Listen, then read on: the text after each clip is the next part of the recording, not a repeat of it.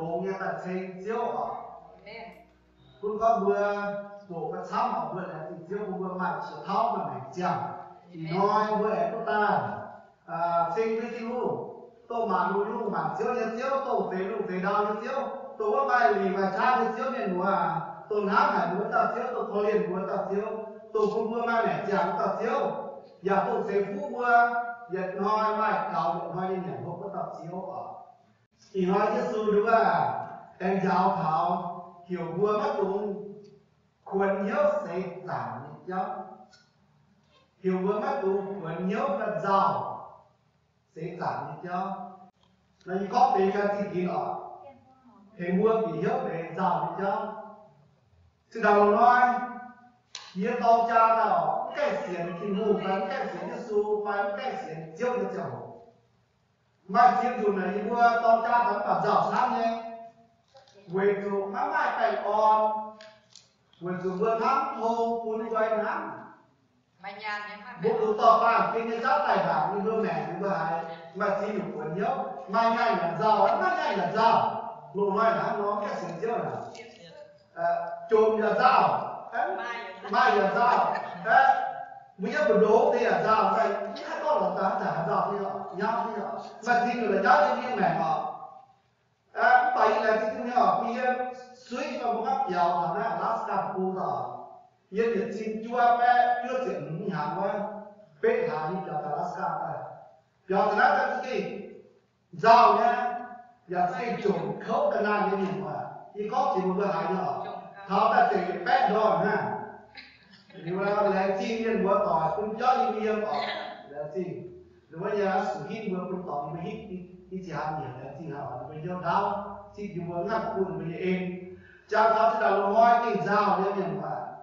mà là chi gọi giờ có thắm nó chi chỉ là nổi trên nha giờ nặng có mà giờ có dùng mà để hại để xứng cái hại ở mà giờ như chi nhiệt cái nhà như lọ và chi luôn ta lọ và chiếu ta đúng không nhà như sửa cái luôn liền nhớ nhà này thì luôn chiều chỉ con sẽ phúc yên cũng như vừa đi đúng không nhà thố đúng không nhà đúng không cho nhà con hay cái chuyện mang đi mà tôi thấy nhiều chủ cũng cho nhà con nữa nhưng mà việc sâu ở việc chiều sâu thố đúng không thì cũng cho thì xét người đúng không thì nhớ tay đúng thì cũng cho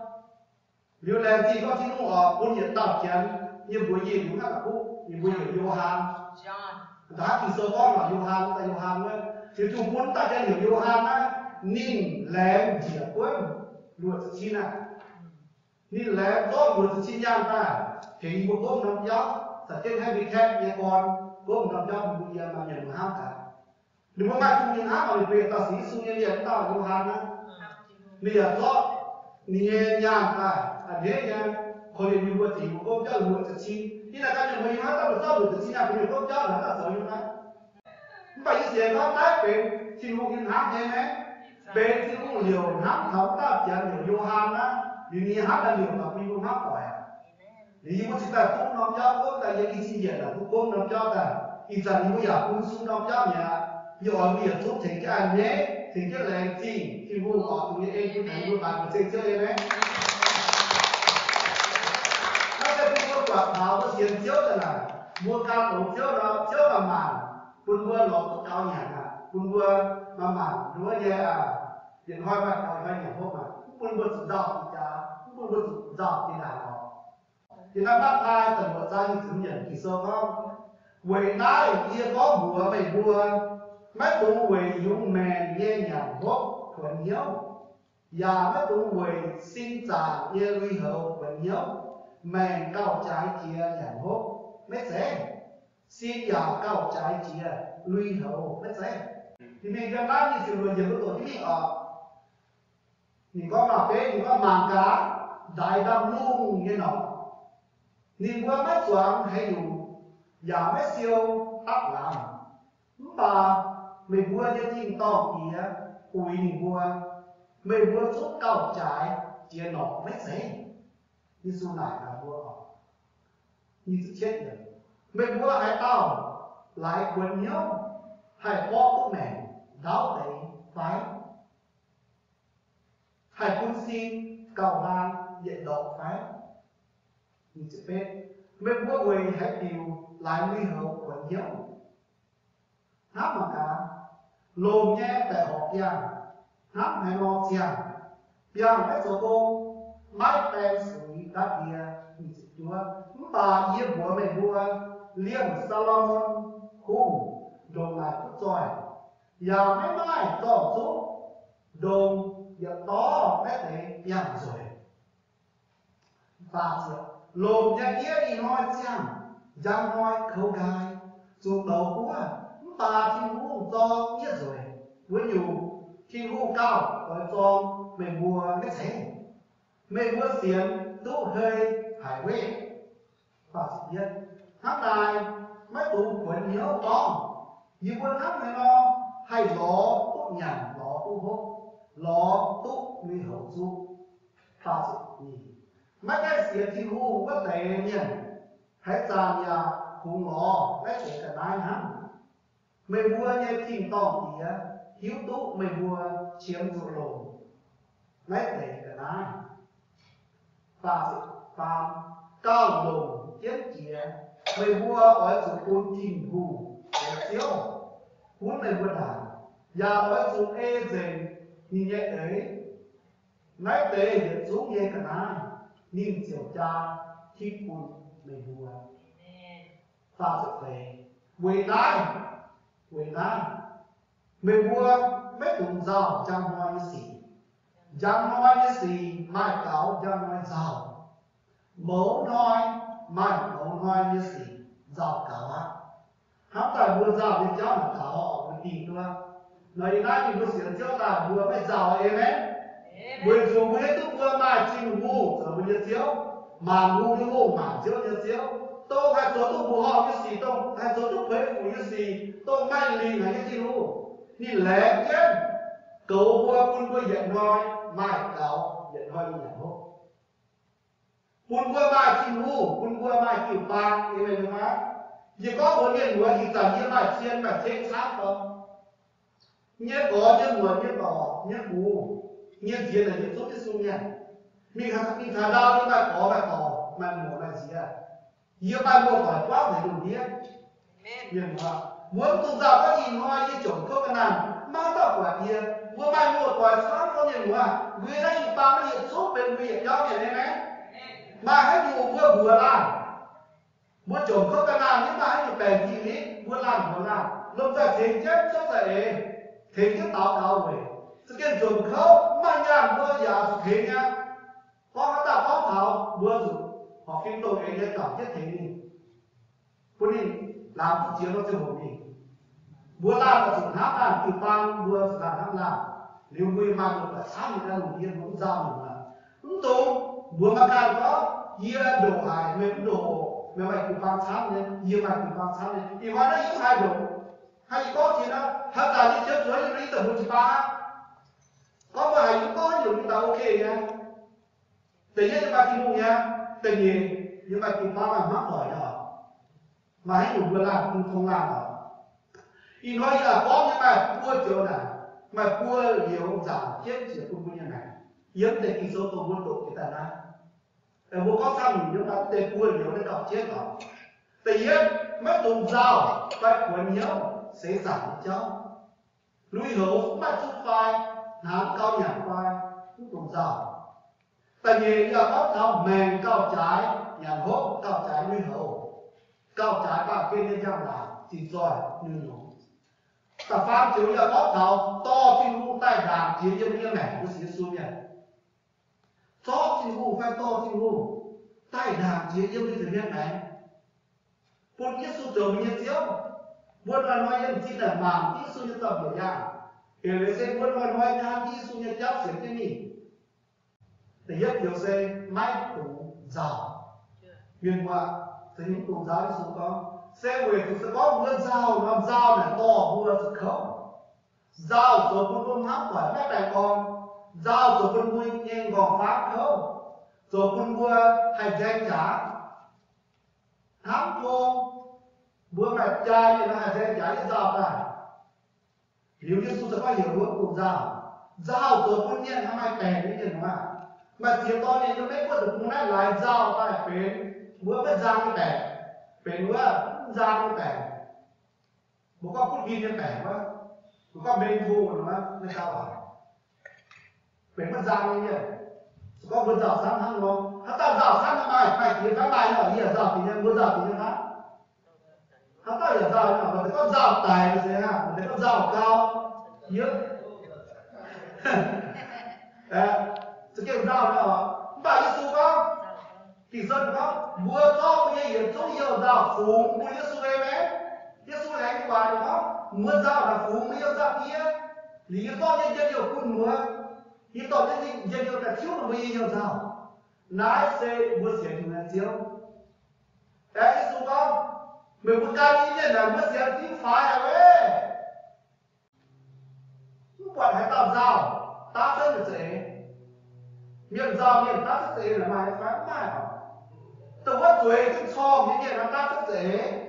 tuổi trên hát tuổi trên so mà cả dân nói sự nói được con xấu dân nói sự tổ sâu phai sự có con xấu phai dân nói sự thế ta mài cô phai như vậy là ta rất dễ dân nói sự sạch ý phai như vậy là ta rất dễ và tuổi trên rào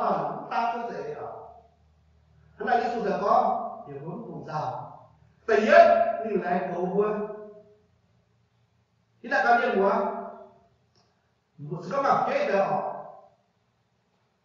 mình bây giờ phải chế nó có đồ hài do tổ phóng ra khoáng chun phải rào chip ở hóp chứ giờ hết đứa nhà ta cũng đứa sập bồ đứa cũng nó sẽ để chụp mua lại nhưng mà cái phải là gì mà nó có hóp chứ nào như của lô là hóp chứ phải có dễ có được đó nên đúng à thăm gần tôi ba mình thì sao có một đứa nhớ hoài nó đến mà mua bài chỉ cùng nhân phản sẽ mua bài viết buôn hám được cái em ấy khi cùng hám mua là hám không xem tài nhưng sự giảm giá nhé thì có như thế khi lẽ tài người mua thì còn là hám mua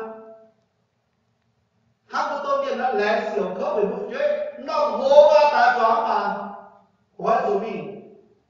kho liền có sự cháo nó bàn với cháo nó bàn với to được mua thì luôn là hám một cậu sáng buồn hám một chuyện thì số không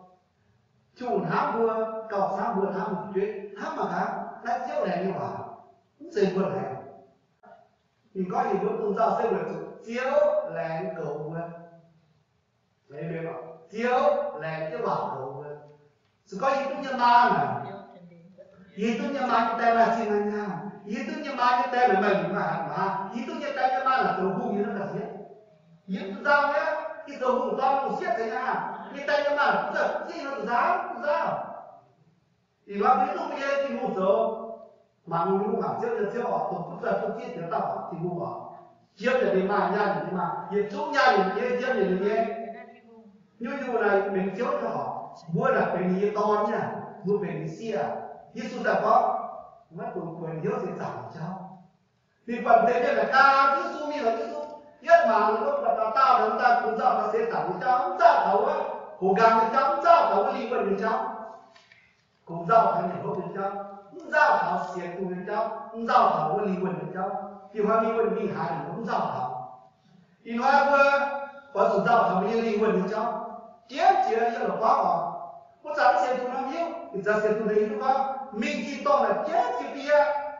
ta phải biết tám chia thì tôi chỉ tỏ mình quang nhé mà bà kia nó cũng tham cũng tổ bé nó cũng xấu bà phải biết tám chia nó ngoài là bia tôi chỉ tỏ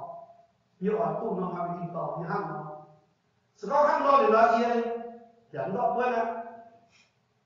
thì ống giao thành như này biển mà tại vì chỗ họ mềm cao trái kia nhà hốt phải nuôi hậu họ tại nhất cũng giao tại vì mềm cao trái kia nhà hốt lấy số có rằng lúc nhà mà mềm cao trái kia nhà hốt là gì mới lỗ nha em ấy có từ cái bàn kia đó nhà hốt gì mới lỗ nha lưu hữu đi cho họ có mà rồi có mà cũng xa nha vì hữu đi cho họ mà lỗ nha mắt đập đến rồi với cái đầu mà cho hơn mà tôi Bà sẽ có nhiều ai bây giờ chia tám đi. Miền đó mãi ta đã muốn mãi như này. Đó hết là mãi cái mãi này. Bữa ba kia là cũng focus. Còn bà kia nên cho. Bữa cũng mà cái bà kia nên cho là cũng mình chỉ tỏ đừng muốn cuốn thảo. Đừng muốn cuốn thảo các kia nói là tôi bị chỉ tỏ mà. Cũng cuốn thảo được cả xia ha. Cũng cuốn thảo chỉ tỏ. Lý số con thì cũng tung. Về bà kia nên cho. Quần hiếu. Nuôi hậu phải nhận hộ. Ở dù sau phiên. Ở dù kỳ nhớ thảo linh quần nên cho. Kỳ nhớ thảo hồ gam nên cho. Kỳ nhớ thảo thì tỏ nên cho. Trên đó xong.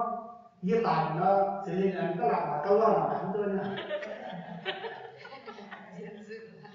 Mà sao các bạn những người hưởng vụ này là vì như nào? Cái số các bạn có cột dao, vươn dao thì có chết thì là nguyên mẻ nha, nguyên mẻ cặp chết hiện tại cả nào. Rồi những cái số có mẻ cặp trái trên nhà hốt phải sao nguyên hậu, nguyên hết yếu. Máy mai cái số tỏ máy mai mẻ. Thì sau đó Giêsu sẽ phải chẳng này, nghe con, muốn ta bài Giêsu muốn ta bài chẳng này, ta bài Giêsu muốn ta bài những này. Nhưng tại nhất Gioan thì nhất sang thì sau đó Giêsu sẽ tổ sẽ Giêsu, giang sẽ Giêsu sẽ giang ở, ta bài Giêsu ta bài giang, ta bài Giêsu ta bài chẳng này, liền qua. Gioan là Giêsu sẽ có hiểu luôn, mất cùng giàu, mẹ lại cao trái chiến. Ở số to với nhân này ta nổi chết chứ nhưng chú tự nhiên này bỏ mắt diễn cái số lo xếp với nó muốn mà chẳng này tỏ muốn tốt kiện thì tỏ muốn xử lý những mưa không nhận tỏ thì tỉnh của nó muốn dùng kim to là phải cái số nha kim to thấy mấy như đã đi là có đó như đi ta kim to như đi cái số là kim to như đi chi luôn là kim to thì giờ bao nhiêu hả có chia những cái to nữa chúng ta tìm những cái to bao nhiêu nhưng mà Giêsu như cái to hơn một ba cả ta cái to này nó nhiều bây giờ hả nhiêu Giêsu cái to đi Giêsu cái to một chứ hả ta phá nhiều chết cái xe vừa sự to Giêsu tay đảo như này sự có một to Giêsu tay đảo như này mà tôi mới chiếm nha thì sau đó nhìn chiều khi con vợ ra thì không á xe có một to cái số tài đảo như này có mình dễ có hai to cái số tài đảo như thế này đằng cái tiền hàng với làm gì cái số là gì thì đâu thảo số để bài thôi hay là cả lồng chết bạc giáo cả lồng chết và thì số để bài cả lồng chết có mình dễ rồi nó là một to cái lồng chết miền Bắc nó số để bài bữa sau biết gọi mình giáo nó lồng chết số để bài có chết rồi chi hổ này chết ui bữa nào hát ui nó nó sợ lắm mà đừng sợ lắm những toàn giàu mà điều này nha mắt cho dân và đại của đại mà điều này nha có thảo bữa nó tạo trái nọ bữa học sào xiêm phải bữa học sử đối với nha ta dễ những bạn cũng giàu nhiều mà sào xiêm cho bà sẽ có học concern đó có bữa mấy nhà xuất trả là bữa sào xiêm nha bữa mà cả ta dễ nó hay tổ công hay nó có thể xuất trả nhà nó vẫn cũng giàu và bữa sào xiêm bữa ta dễ nó sẽ khi hùng sẽ cho mình quân Salomon cũng giỏi phải chia mày dễ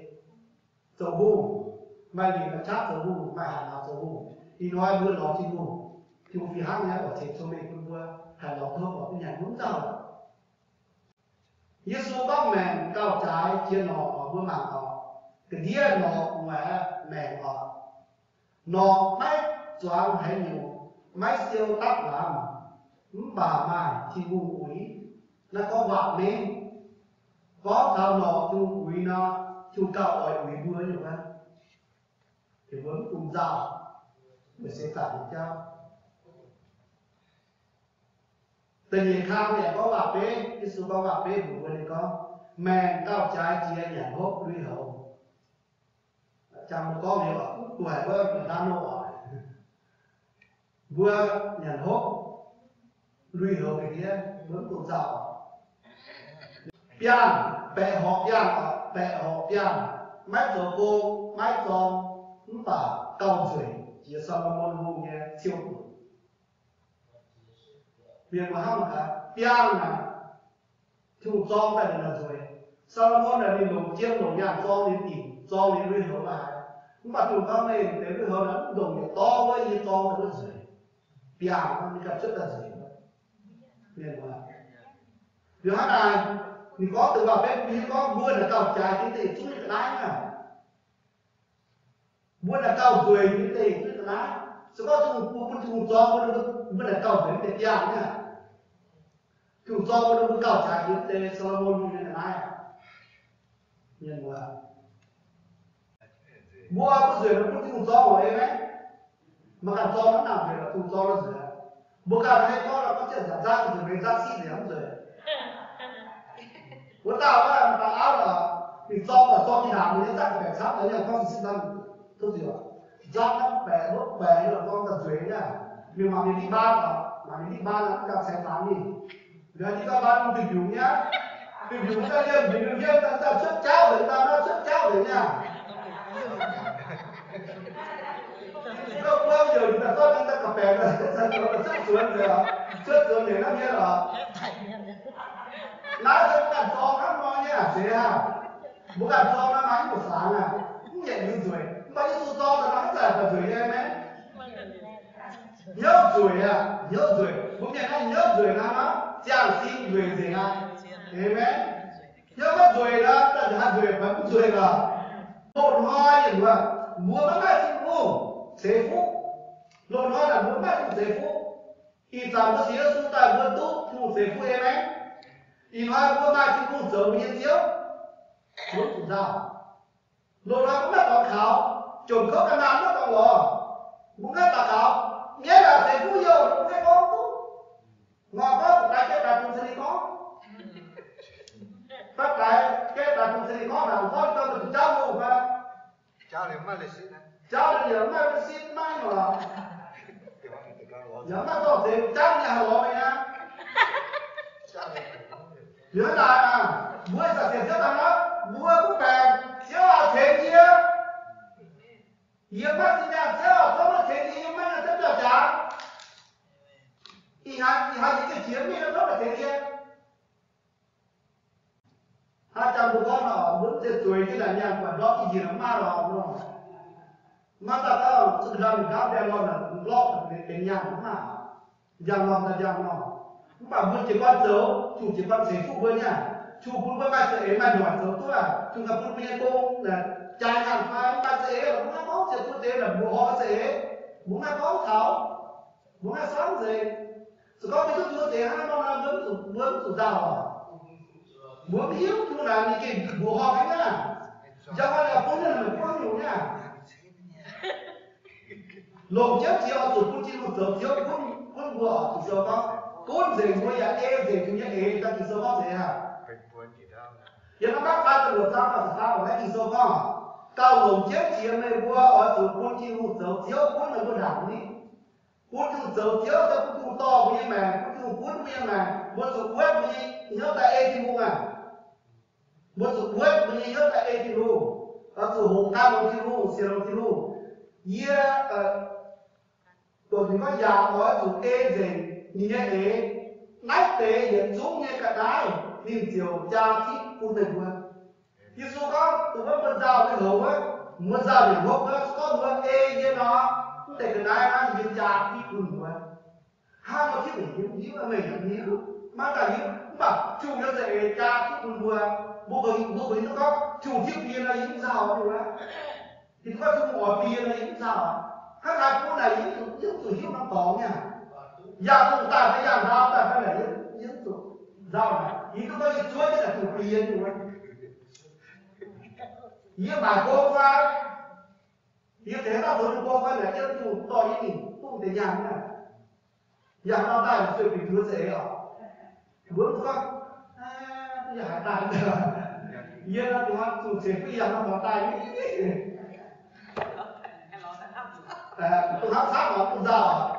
chứ là cái gì cũng đi là cái cũng ok mấy tụi giàu ra ngoài cái gì chúng ta ở chỗ tá sẽ về ra ngoài cái gì đâu tụi ta ra ngoài cái gì chúng ta tá sẽ về ra ngoài cái gì ok tụi giàu ra ngoài cái gì ta về này tá sẽ há xong cả hai người hạt dấu giờ có thể dễ như dẫn tá như thế thì dẫn như tá như thế thì ngày ở quốc giáo có thể thế nào như tá như thế thì ngày ở quốc giáo có công tu nản cái vô và bữa nay sẽ ế xuất đá nên rồi bắt đầu đồn vừa dấu quốc giáo cũng tá như thế bữa mà nó phản bữa mà nó sẽ ế luôn nhỉ rồi có một cuốn giáo mà bữa tá rồi sẽ ô nami bia hai người đi ở công sở thì chú to bữa là công sở ô nami chú hai người đi ở công nhà lấy trắng mẹ về trắng à thì chú thấy cái là xấu nhỉ nhớ tòn có sụt sao này sẽ đi quên cho sẽ có là công giáo được sụt sao một cái trò sẽ có thì sao vậy công giáo được chấp nhận vật giáo sao rồi nên là không luôn tầm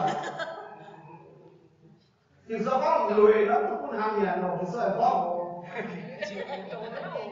nó cũng có lùi nó cũng hàng nhà nó chỉ kiên nhá mấy công giáo ra ngoài cái gì chúng ta đào cao chiều về ra ngoài cái gì công giáo ra ngoài cái gì tại nhất tá để tình hình đào cao ra ngoài cái gì mấy công giáo ra ngoài cái gì chúng ta xiển với chiều can một chiều thế bên như thế có gì đó mấy công giáo ra ngoài cái gì chúng ta tá để về ra ngoài cái gì mấy công giáo ra ngoài cái gì chúng ta đào cao về ra ngoài cái gì mấy công giáo ra ngoài cái gì chúng ta can một chiều xiển về ra ngoài cái gì thế bên như thế bữa xía số bia thực xiển không cái số à thực xiển có Giêsu rồi cứ bỏ cái gì sẽ có Giêsu ở trên kia sẽ có Chúa ở trên kia sẽ có nhớ bèn bằng nói bổng nha nhưng mà có ta bèn gì nói nhưng nó vui từ đây ở Hàn Quốc để ở hai bổng gì giàu thì nói cũng sao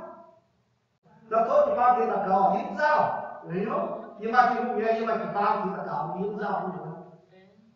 mà nói được như cũng đến nhà đi sẽ có là những sao rồi nó thì vừa do tập cũng về đọc câu hỏi mất tôn giáo sẽ mất giấy có thảo chuối kết chiều tốt nhà tốt về hậu giúp phải có gì đó mất tôn giáo thì số cái hiểu tôn giáo sẽ mất giấy có thảo vừa chuối cái tốt nhà tu hộ lắm sẽ là sẽ hiểu vừa thì xin đặt dấu cô em đi chỉ quan sẽ mua mới được không to thì cô tài đàn yêu như mẹ là chưa ổn mai cô mặc cho cô dầu mà mai cô ở chỗ đó cô chúng ta biết gì cũng giàu quyền yếu sẽ giảm cho mai cô rồi cho cô mai cô ngọc cô dầu lóm tốt bé nhưng mà mình gì cái gì mà nó ngon một cô dầu à trước cũng là thì có thể là gì cũng là những cái cuốn như là điều mà mới xiên mà những cái cuốn như là ok ta thấy rồi xiên nhất số bắt cùng giàu thì tại vì xiên nhất số mai cô dầu thiếu này nè xiên nhất số mai nhất số dầu bao nhiêu tổng trác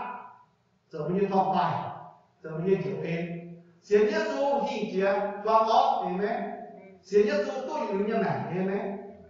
xiên nhất số mai nhất số mà tôi vẫn cầu chưa mua nhưng mà mình cao trái chỉ ba kia như cái này thì nó bao cô mình cao trái chỉ ba kia rồi nó bao cô thì có gì có tập biết ra phát sự hiện hai tao tốt về lùng đĩa nhé cái này và chụp quàng như thế này hai tao tốt về ba kia nó giang là nó tốt rồi tốt chiếc giá giờ nó chia giờ nó nhiều tốt về á và xét với chủ đáp tình và xe mai nhiều là chia cái gì chưa hai ta tu về lùng đĩa như cái này và chụp quàng như thế này sẽ chụp nhiệt tình mà vừa ta tu hay nhiều mà làm đồ ngay này mới á thì xin ta tháo họ chẳng chỗ mất tôn giáo sẽ giảm đi cháu và tao cáo vừa thong sẽ làm phải ra ngoài gì nếu tôn giáo là thì chịu cái kia buồn nó sẽ không biết sớm một là cao chỉ là những cái này gì chịu giáo những cái hiện hướng tôn giáo